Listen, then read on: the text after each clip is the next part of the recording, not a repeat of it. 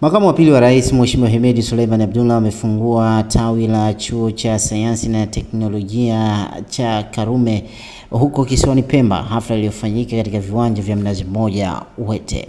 Amesema uwepo wa tawi hilo kutafungua milango ya kuitangaza Pemba kielimu katika nyanja za sayansi na teknolojia na kuwavutia watu wengi kwa kutoa fursa za kiuchumi kwa wananchi. Kutokana na wanafunzi watakaosoma chuo hicho watahitaji mambo mbalimbali ambayo yatachangia kuleta maendeleo ya kibiashara.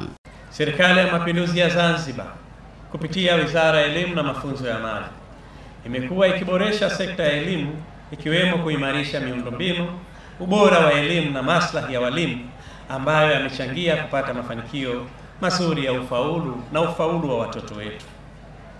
Vile vile, serikali imeongeza fursa zaidi kwa wanafunzi wanaoendelea na elimu ya juu kwa kuongeza bajeti ya mikopo ya wanafunzi wa elimu ya juu Zanzibar kutoka shilingi za Tanzania bilioni 11.5 kwa mwaka 2020-2021 hadi bilioni 37.5 kwa mwaka wa fedha 2025-2026, ambayo itawanufaisha wanafunzi 14,495 wakiwemo wanafunzi wapya 4,877, ikiwa ni pamoja na wanafunzi wa ngazi ya diploma ambao pia watanufaika na mikopo. Kwa upande wake, Waziri wa Elimu na Mafunzo ya Amali Zanzibar Mheshimiwa Leila Mohamed Musa amewatoa hofu wakufunzi pamoja na wanafunzi wa Taasisi ya Sayansi na Teknolojia huko kisiwani Pemba kwa kuwa na tawi kubwa la kisasa litakalojengwa kisiwani humo ili kutoa fursa kwa wanafunzi kujisomea vizuri na kwa ufanisi wa hali ya juu.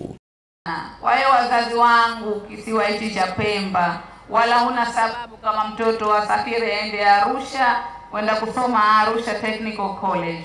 Chuo kiko hapa sasa.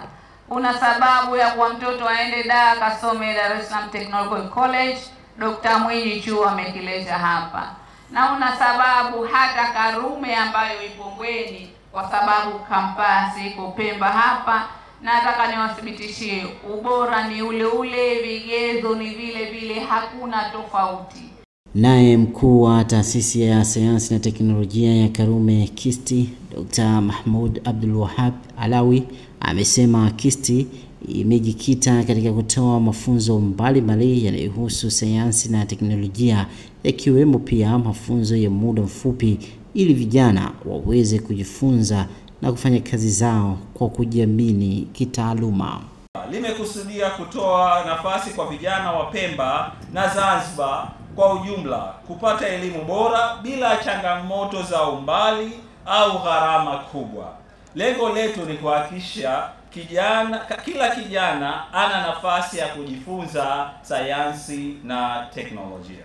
Kufunguliwa kwa Taasisi ya Sayansi na Teknolojia ya Karume Pemba kutasogeza kwa karibu huduma za masomo ya sayansi na teknolojia kwa wananchi, toa fursa kwa vijana kujiendeleza kielimu wakiwa kisiwani Pemba badala ya kuyafuata masomo hayo nje ya kisiwa hicho.